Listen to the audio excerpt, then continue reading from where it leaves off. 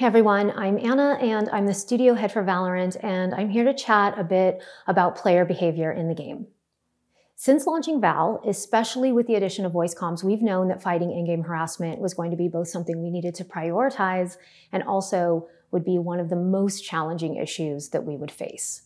We've been working on systems and technologies, and we actually have been making a lot of progress, but having large global player communities presents unique challenges, evolving challenges. So we have to be ready and willing to re-examine things and hold ourselves accountable when things are not meeting our community's expectations. And that's exactly what we've been doing. I've spent the last couple of weeks reviewing player logs, looking at penalty escalation paths, discussing player behavior philosophies, seeing where they're working and where we absolutely need to do better. It's not the first time I've had to do this. It will not be the last. It's important work, but it's not always easy work. I'm a human and a parent and a caregiver and a team lead, and in almost every aspect of my life, I feel this deep responsibility to protect people, and this is no different.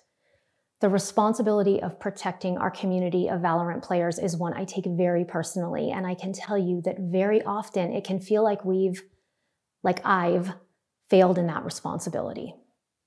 Player behavior is a complex problem space. Our systems cannot catch everything. They require constant attention and tweaking and improvement. Sometimes it has to be painfully manual or dependent on our players reporting things and on our processes staying well tuned. And sometimes tech that has the potential to be a game changer takes longer than you want to work. All the things we say at Riot on the topic of player behavior are true. I want to assure you that Riot has always taken this seriously. That's been true ever since we launched League of Legends. But at the end of the day, there are still some people in this world who want to take out their insecurity or their bad day or their hate or their whatever on some stranger through their computer screen. So we work harder, we take steps forward, but here's the part I can't shake. In almost all cases, someone gets hurt in the process of making these systems better. Too often, it takes someone experiencing the worst behaviors, something egregious, something painful, something threatening, for us to better understand where the gaps in our systems and processes are. And that's exactly what we're experiencing and addressing right now. But I also want to make sure that I say this out loud. We have no room for these types of behavior in our game or in our community.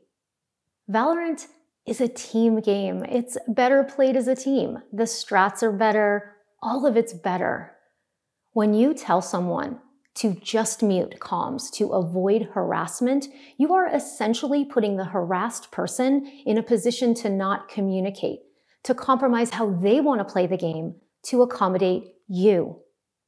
Muting is a tool for people who choose to use it, not something that is there to justify bad behaviors.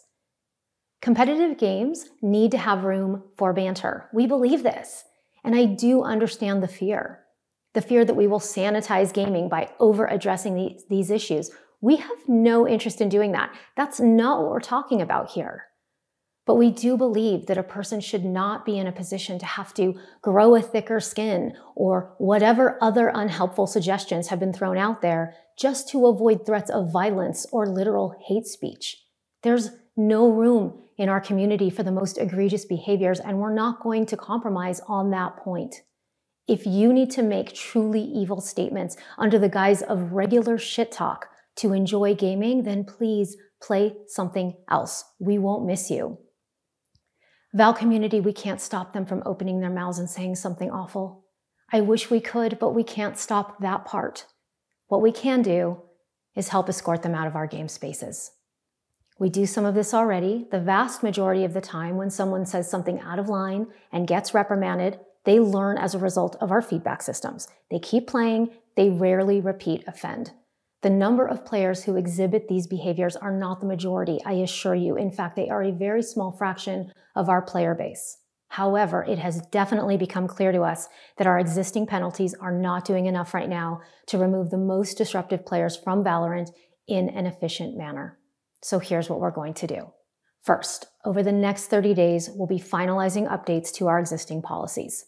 This will allow us to issue more severe penalties and faster, with a focus on the most severe behaviors, things like hate speech, severe sexual content, and threats of violence, which have no room in our game. And we will continue to adjust those categories when and where it's needed. Second, we need stronger tools to deal with a broader spectrum of harmful player behavior, and so we're introducing new actions. This will include penalties ranging from temporary bans to permanent bans, all the way up to and including hardware bans for our worst offenders.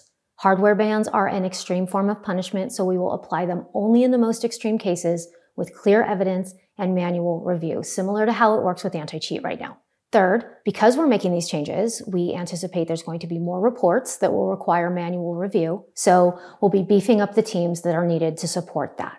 Fourth, we've been testing Riot voice evaluation systems in North America in English only for a while now. It's still in beta, but it's been working really well so far. Players who have been actioned upon by RVE have not reoffended at a 75% rate. This reduces the overall number of repeat offenders by a great deal. We're looking to roll this out to more regions later this year, adding support for additional languages, while also taking into account local regulations on player safety and privacy. And lastly, we're going to go back and perform a one-time review of the top suspected offenders from the previous act and issue penalties accordingly. It's important to us that you can trust us with this, that when you get feedback from a report, that you can trust that something happened in a timely manner and with the right severity. I'm hopeful that these updates should be a positive step in earning that trust, and I don't think we should stop there. Penalties and punishments, they do work after the fact, but we do think there are ways that we can be more proactive, investing in systems and designs that create an environment where things like comms harassment are less likely to happen in the first place. So more on that to come. Look, I know this message is intense, so let me say this. This is not just about preventing the worst. The goal is to make it so that the people who want to play Val are able to love playing Val. It's about promoting the best in each of us. It's about ensuring that people can share in the joy of the matches won and the tough losses and the amazing feeling of community that gaming can create. I want to thank you for the time. We're on this journey together, and despite the challenges, I know that the future we're building is bright and worth every effort. Thank you, everyone.